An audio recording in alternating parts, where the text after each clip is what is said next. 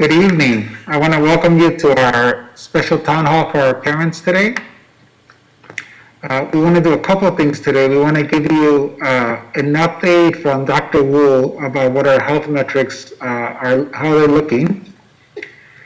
We did start in-person instruction for a small percentage of our students last week, so I want to give you an update of how that went. And as well as we have Ms. Patty Salzman, our Deputy Director, that will share with you more resources that we have for our parents. But first of all, I just want to thank you for joining us. Our community has been so supportive, working with us as we safely reopen our schools. We safely and gradually bring in our children in person. So I want to thank you. And I want to start with sharing some pictures that we took across our schools last week, where we had our teachers and classrooms, as well as a very small number of children that started in instruction.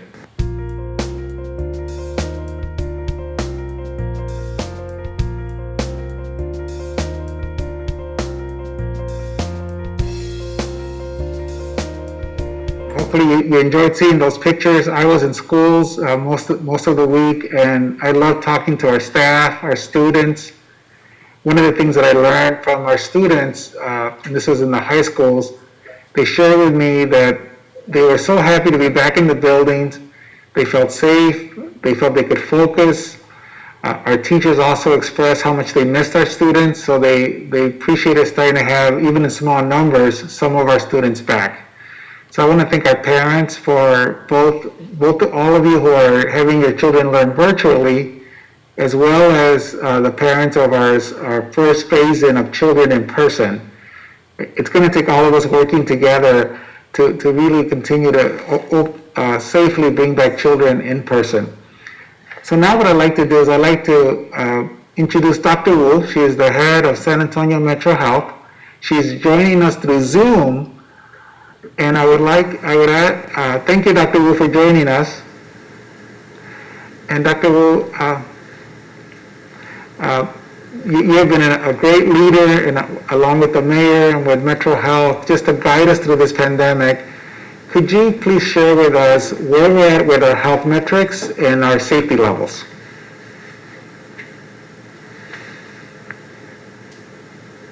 So Dr. Wu, unfortunately, we're still having sound issues, but what I'm going to do is I'm going to repeat what you said, and I'm going to show our chart. So if you can bring up the chart, please. And again, I apologize, parents. It just shows you again the imperfections of technology. So what Dr. Wu was discussing was the fact that our positivity testing rate has actually declined. You can see on this chart, we were 11.3 on August 17th.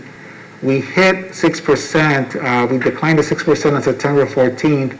Our doubling time of cases has also improved. And in fact, the 65 days has actually even increased to 90 days, which is what Dr. Wu was saying. That's what you really want, is that you want an extended amount of days for doubling time.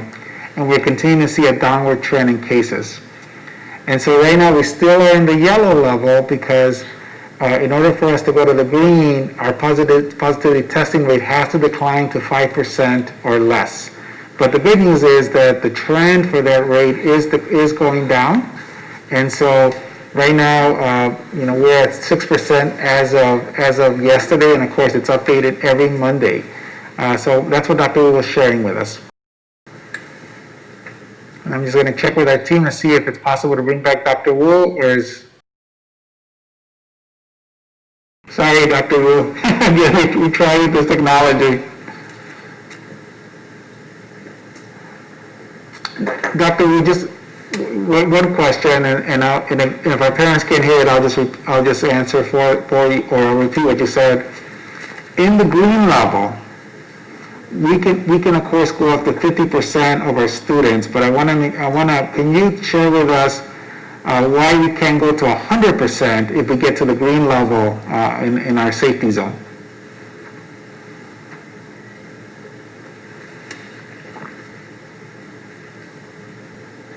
Okay. Well, thank you, Dr. Wu, again for joining us. I know you have other commitments, and I'll definitely share your response with our parents. Thank you, ma'am. So what I asked Dr. Wu is, if we approach the green level, And again, if we can bring up that chart again, Mario, that shows our health metrics. So right now we're in the yellow, and in the green level, we're just waiting for the positivity rate to go down. We still will, even if we approach the green level, we would limit the number of children in our buildings to no more than 50%. And that is because what Dr. Wu was saying is that we still need to ensure social distancing, and the best way for us to achieve social distancing is to still limit the number of children of in-person instruction. So right now, September 8th, we allowed our first phase-in of students to come in. That was 10%. That was no more than 4 to 6 students per classroom. And I will tell you, as I walked through classrooms, I generally didn't see anything more than 4. And what our plan is in the yellow level is to continue to phase in students with the next 10% of students coming in September 21st. Our principals are in the process right now of calling parents individually so that our parents will know who the next 10% is. In this next phase, what we want to do is start also looking at families who have declared they wanted to come in person, so that we can start allowing you to come in the second phase on September 21st. So now that we're looking at that, if our metrics continue to improve, and right now we're showing a very good trend, we could be in the green very soon. Again, we don't want to put a date on that, but if it looks like we're approaching the green, we would have another phase of students of 10% coming in 2 weeks later on October 3rd. We feel that by October 3rd, all of our families who declared that want to come in person, these were families that declared before the first day of school, that we will be able to accommodate your request so that your children can come in. And again, we would limit, at that point, we'd have about 30% of our children coming in across our schools, and that would be an average between 6 to 9 students at the very, very most. And of course, and then from there, we'll continue to look at the health metrics. So let me repeat that. One of the big questions I get a lot from parents is, I declared that I wanted to come in person. I did this right before school started. When will I be able to send my child? And so starting September 21st, we'll start bringing in many of those students, but by October 3rd, if our health metrics allow it, and right now it's looking very good, we should be able to meet all of the demand, all of the families that declared initially that they wanted to come in person. And of course, no families that if you want to stay virtual, that you will be allowed to do that. In fact, any family who wants to keep their child accessing our programs digitally from home, remotely, you will be allowed to do it all year long. That was another question that we received is can I continue to have my child learning remotely? Yes. Will this continue throughout the end of the year? Absolutely. In fact, and we even got a question, will this continue beyond this year? Well, we'll see. We'll look at how we end this school year, but know that our goal is to support our families and to support your requests. I am so grateful to all of our families who are keeping their children at home learning remotely, because that allows us to do things safely. That allows us to phase in our children in a gradual way. And doing this together is what's going to continue to maximize the safety of our students. I was very happy just to see our staff and our students last week, and we feel comfortable that if we continue this gradual approach, we will continue to maximize safety. Another question that I get is, now that we're starting to see children in our buildings, of course, we're starting to see children in our buses. So one of the questions is, how are we sanitizing our buses? And so we use EPA-approved products, and so our buses are sanitized daily. And so know that we take a lot of precautions. Our safety protocols not only qualify in our classrooms, but also in our buses.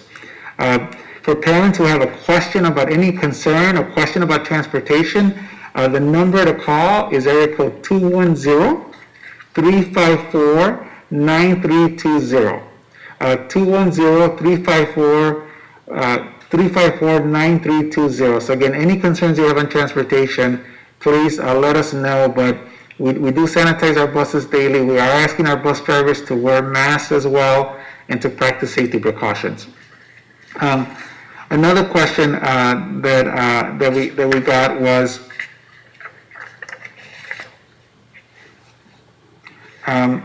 one of the families said, again, I don't feel comfortable sending my children back to school until there's a vaccine, and it has been proven effective. Again, we will respect every family's choice, and you will be able to stay virtual as long as you want.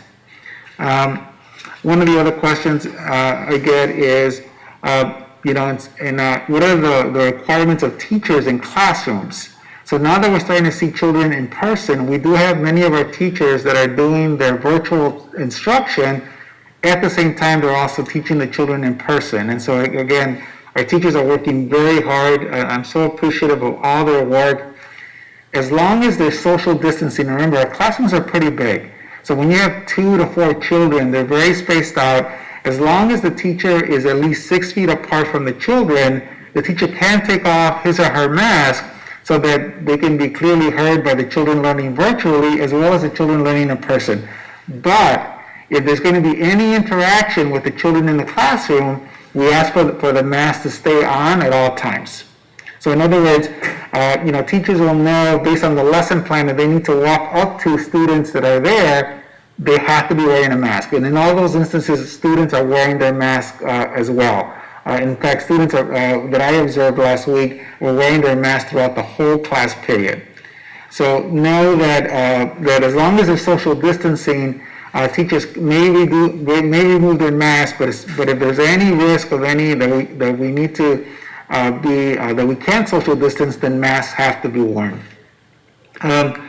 En español, la pregunta que estoy recibiendo es ¿cuándo puedo regresar? ¿Cuándo puedo traer mis niños en persona a las escuelas? Y la respuesta es que vamos a estar empezando trayendo más niños en un porcentaje pequeño de 10%, empezando este lunes, el septiembre de 21. Y nuestros directores están llamando a nuestros padres ahorita para decirles cuáles niños vamos a traer.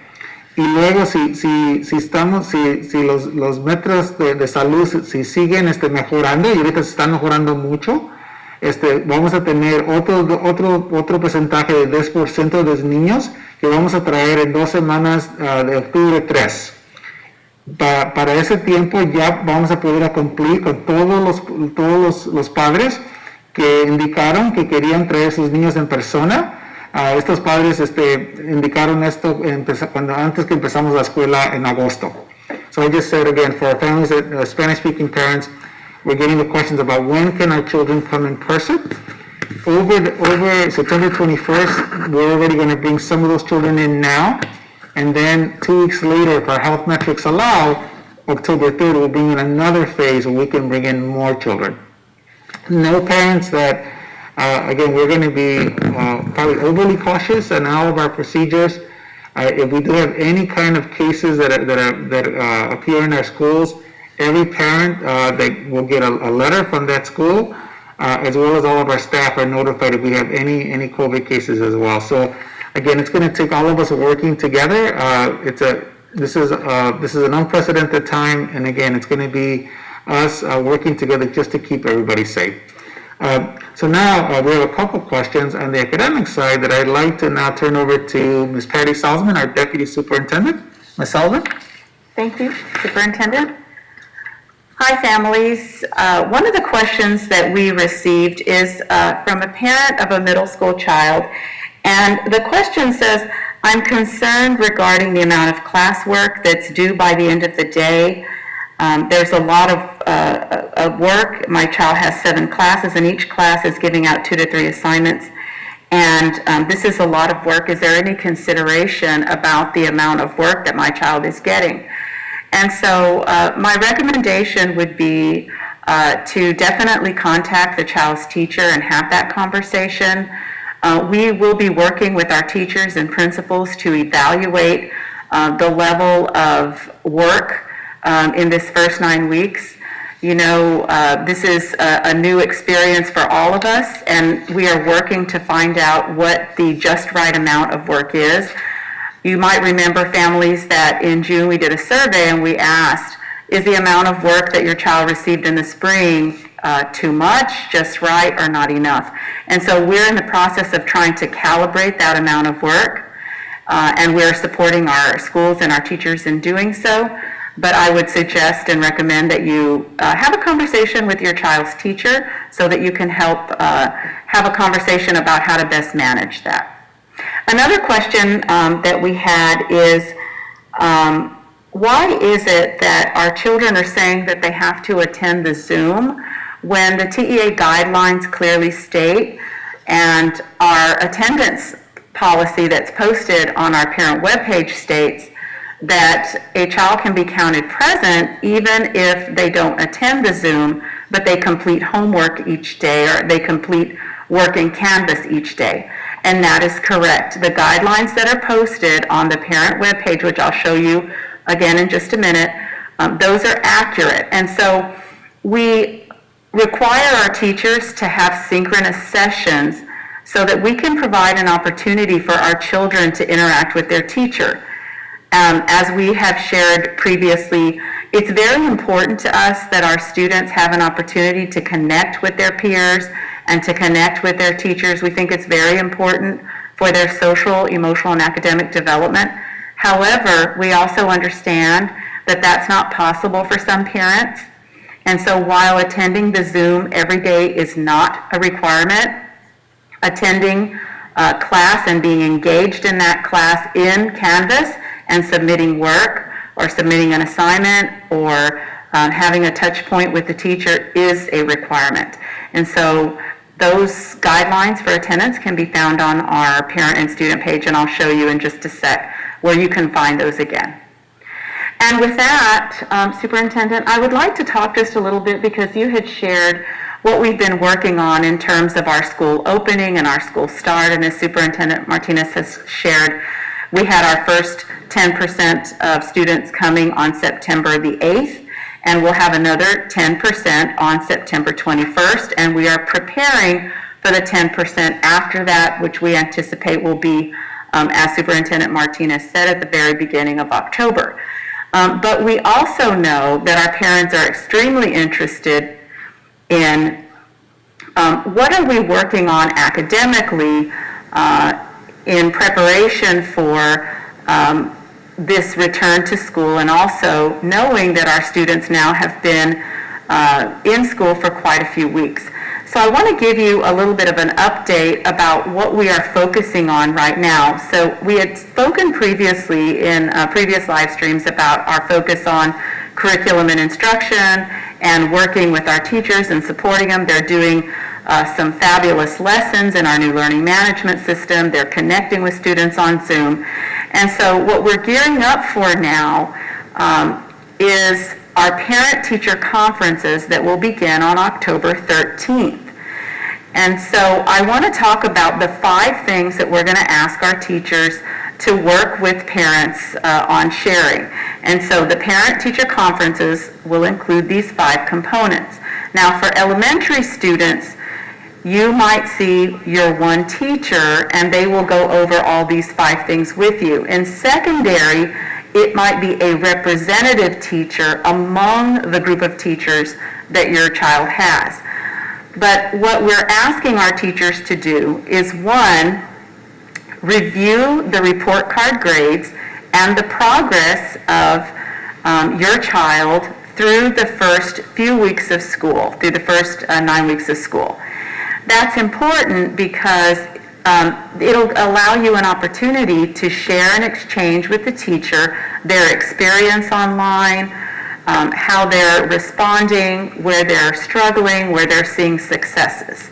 In addition to that, we're going to ask them to share any assessment data they have that helps lead them to a decision about how your child is progressing.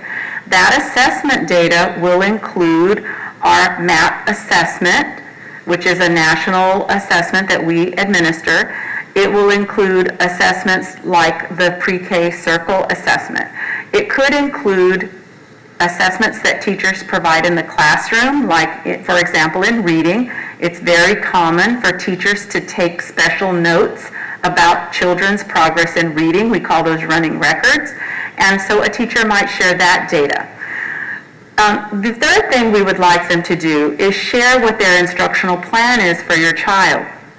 So It could be, we predict many students will be on level, and the teacher will say, we're going to progress following the state mandated curriculum for this grade level, and your child is doing fine. Your child might be advanced, and the teacher would say, I'm going to be providing some enrichment assignments because your child is above level. Your teacher may also say, there was some slide as a result of COVID, and we're going to be working on catch-up growth. So I'm going to be providing extra support for acceleration for your child to get on grade level. And then the fourth thing we want to do is we want to review the Canvas app and the Frontline app. And so why are we asking teachers to go in depth? Because we know that children learn better and faster when teachers and parents have a clear picture of what each student knows and is ready to learn next. And we know that the collaborative relationship between the school and the home is extremely important. So I wanted to give you some important deadlines. So you might have heard from your child's teacher already about some assessments that are coming up. So I wanted to point out some important dates. So for pre-K, they take this circle assessment, and that will be closing on October 8th. So the schools are assessing through September, and then that test closes on October 8th. The MAP assessment for grades kinder through 8th closes on September 30th. So schools have been administering MAP since the first week of school in small groups. You may have heard from your child's campus that they want them to come in person to assess, or they want to have that assessment proctored. And that's because when assessments are created, they're designed under a certain administration criteria. And so we're trying to hold to that so that we can get data that's valid, so that when we explain and we share what we believe is your child's level and what their instructional plan will be, that we have the most accurate data possible. And then we also want to remind parents that we have ACT on October 6th and SAT on October 14th, and your senior would have chosen one, so they would attend whatever a test that they selected.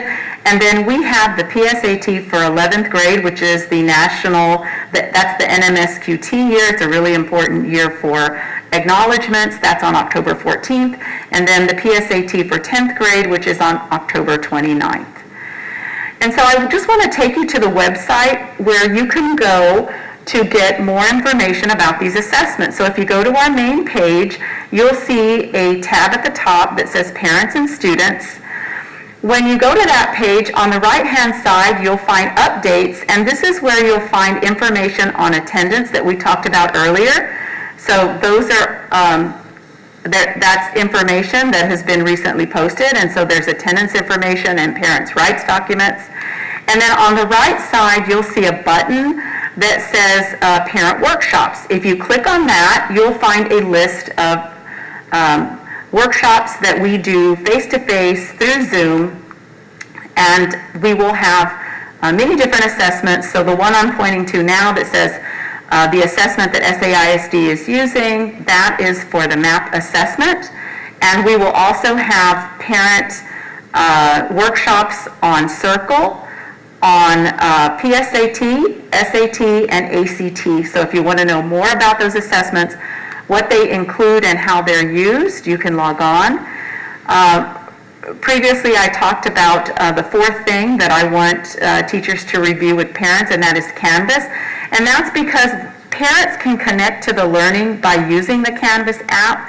You'll be able to view assignments and get information about due dates. You'll also be able to view teacher communication with your child. You can set reminders for assignments, view assignments and grades, and view course announcements. And if you have not yet attended training for Canvas, you can also find these training dates on our parent and student webpage. In addition to that, if you are not able to attend a Zoom session, you can always attend these on your own. We have them recorded in both English and Spanish. And then finally, we said that we would like teachers to review Frontline. And so Frontline is our new student information system. And it's important that families are connected to this system because this is how you can view your student's schedule. You can check attendance. You can see their grades, including progress reports, report cards. You can also create custom notifications. So for example, if you want to be notified if your child's grade dips below a certain point, you can set those in Frontline and get notification. You can also email your child's teacher and much, much more. So these two applications are really important to connect you to both the learning and to other information that we have on your child. And so we wanted to provide that information to you, those 5 things that we're asking teachers to do during the parent-teacher conferences that are beginning on October 13th. And we will continue to provide professional development and workshops for our parents so that they can continue to stay connected to the learning. Thank you, Ms. Salzman. So again, parents, you know that we have a lot of resources for you. I know that myself being a parent of a 9-year-old, soon to be 10, and a 6-year-old, I know it's a lot of work for our parents, but know that we are here to support you. Again, I want to recap earlier, we had Dr. Wu. Unfortunately, we had some technical issues, so we couldn't hear her, but again, what she gave us was an update on our health metrics. And if we can just bring up that slide again on our health metrics, we are currently in the yellow, which means that we are bringing in children in small increments. And so the good news is that our positivity testing rate has dropped to 6% as of yesterday. Our doubling time was 65 days last week. It's now actually into 90 days, which is great. And we are seeing a downward trend in cases. So we are watching this as we look at when we could go into the green level. But on next week, Monday, we will bring in another small percentage of children, up to 10%, across our schools. Again, we'll limit class sizes no more than 6 to 8 students. And then we'll keep watching. And so if the metrics continue, parents, and we'll send you something directly from both myself and I also ask Dr. Wu to help us with this. If we hit the green level because our positivity testing rate goes below 5%, we will see another increment of students coming in on October 3rd. By October 3rd, what our goal will be to meet the parents' needs. Parents who declared that they wanted their children to come in person, we will be able to meet your need by October 3rd. And like I said, we're already starting to bring in some of those students already next week, Monday, on the 21st of September. So that's our commitment to you. Know that, again, these are unprecedented times for all of us.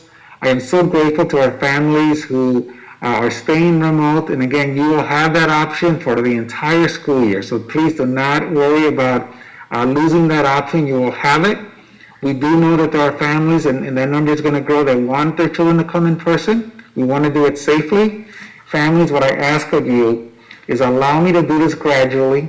Even if we go into the green level, allow us to bring in children in small increments, 10% every 2 weeks. That allows us to refine our procedures. If we do have any outbreaks, we can make sure that we learn from it. We can isolate those outbreaks. And of course, you have our commitment that any case that we have, parents immediately will get a letter. Any staff that's affected, we also send all staff that are affected. So that has been going on now as we speak. We will continue that. But know, families, that if we can do this gradually, so in the green level, I asked Dr. Wu, because the cap right now is 50%. And the reason it's 50% is because we want to be able to social distance. That is one of the reasons what we've seen so far in our district is that even though we've had COVID cases, they've been mainly from the community, the transmission rates are either are very close to zero. In fact, we're confirming those numbers, but it's because we're following safety procedures. We are social distancing. In any situation where there's a risk of not social distancing, we're wearing masks. We also have dividers in our schools and across our tables and desks. So know, parents, that I want you to be well informed, and of course, it is always going to be your option. So as families, if you want to stay remote, you will have that choice. So again, thank you for being with us. Thank you for working with us. Together, I know that we will get through this, and I know that we will be stronger for it. As Ms. Salzman said, there's the teacher-parent conferences. We really want you to know where your child is at. I know that all of our parents want to make sure that their children are learning, that they're being challenged academically, and that they're getting support when needed. So know that we are here for you. Thank you again for joining us. As we get closer to updating our health metrics, and as we look at the green level, you will hear directly from us.